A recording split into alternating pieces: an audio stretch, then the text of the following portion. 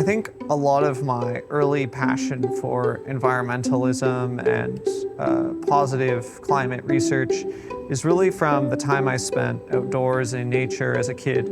And it really instilled in me the need to protect it, the need to want to work in a way that lets nature thrive.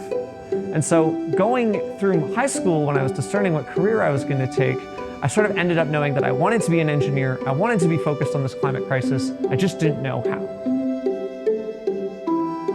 In my second year of university, my fluid mechanics professor at the time, at sort of the end of one of his lectures, he held up a vial that looked just like this, except it was full of black ichor, and he said, "This is a billion-dollar problem that we just don't have a good solution for. And anyone who's interested in this, I'd be happy to hear your ideas."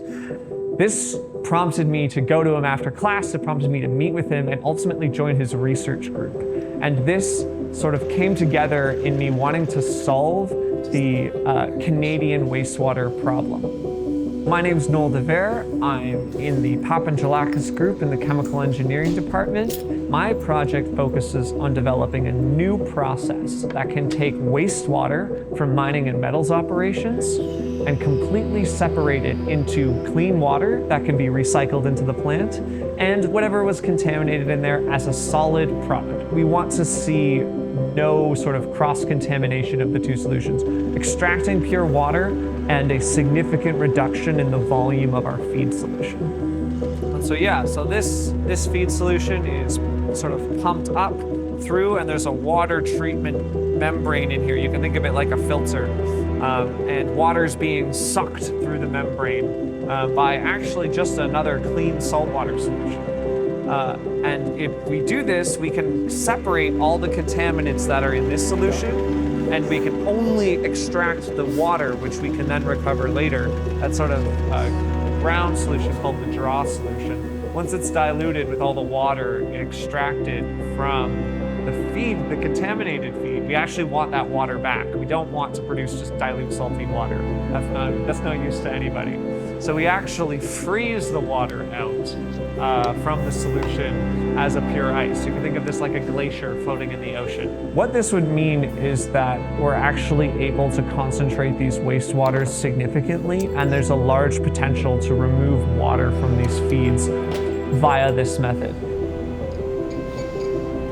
Being able to be frustrated and not hindered is kind of, I think, a thing every PhD student has to learn. Oh, no. You're doing things that no one's done before and probably isn't going to work. That is never coming in. One of the things that I've really gotten to get good at is something's not working, giving yourself time to think on it, sleep on it, do something completely and entirely different, and then come back to it. Not only feels a lot better, but also has actually led me to solve real world problems that I was otherwise stuck on and probably wouldn't have been able to solve.